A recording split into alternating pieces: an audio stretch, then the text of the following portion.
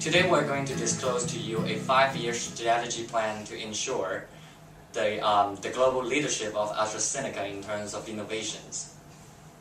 So before we start to get where we want to, we must understand where we are right now. Currently we are facing a candle burning at both ends. From the top we have a governmental pressure from all over the world.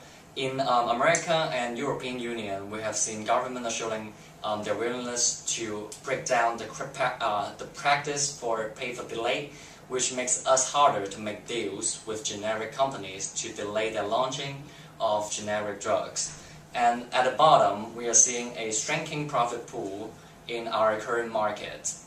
More than 15% of our generic drugs are facing a expiring patent. That will mean a 15% or more profit will be at risk for our company. So in the following, I will talk to you about our vision, and Barbara will talk to you how to implement to achieve that vision, and Amira will tell you our status quo as to where we are and what we have to get where we want to.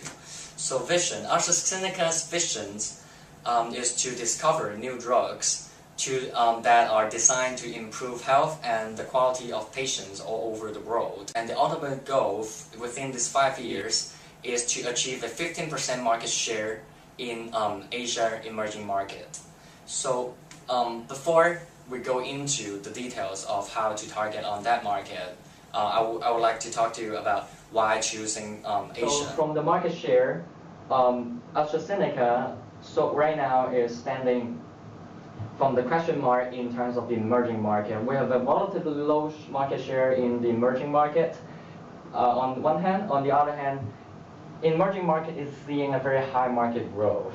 That's why we want to move from the question mark to the start from this chart. So we want to move from the question mark to that start. We want to be the start in the market. Next, please.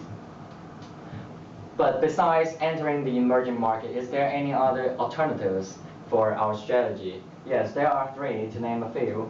From the lowest growth potential and the lowest market size, there is a niche market.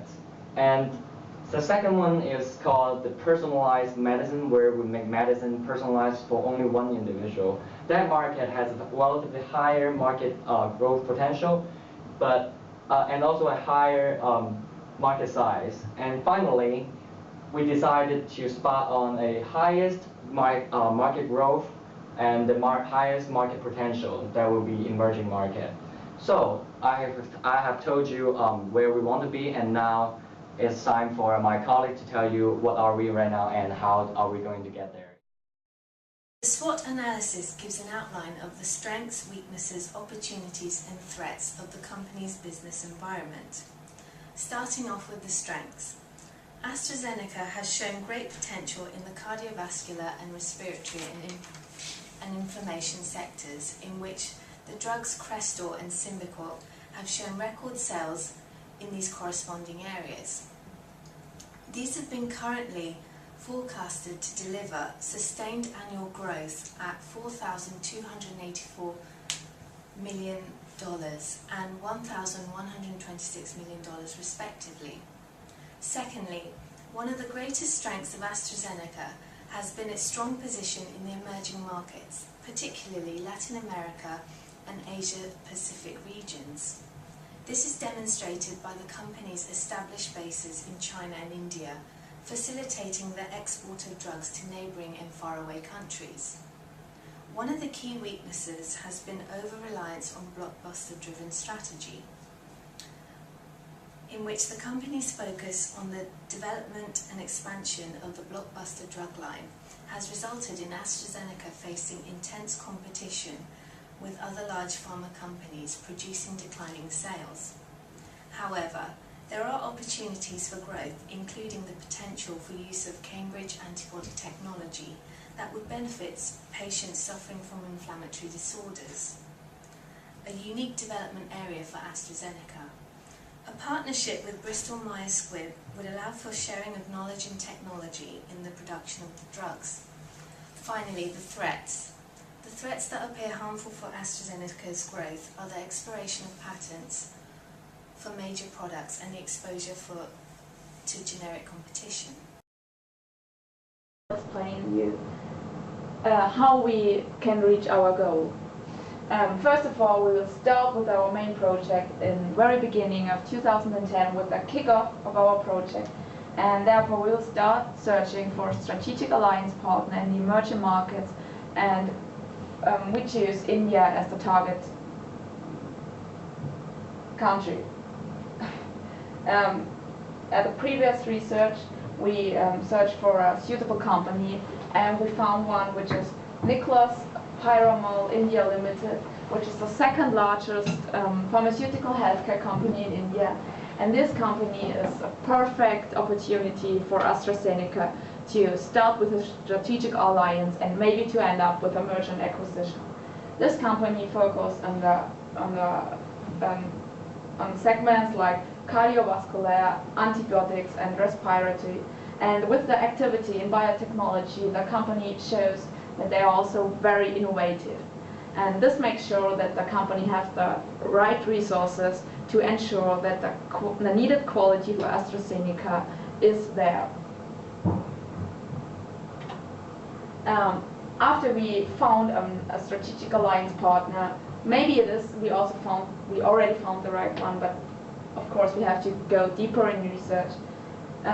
We have to open a representative office in the emerging market, that we show that we are in the market, that we show we have presence there. And just if we have a representative there, we can work on further academic collaborations and further academic relationships to build up and to work with universities very close.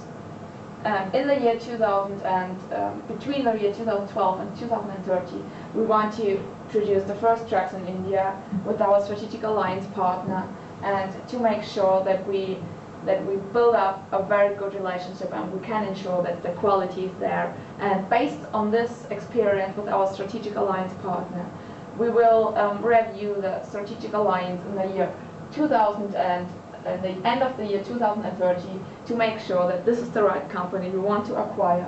Therefore, our goal is in 2040 to acquire the strategic alliance partner, to really have roots in the emerging markets and to really be really in the emerging market, that we can produce in the emerging market and can really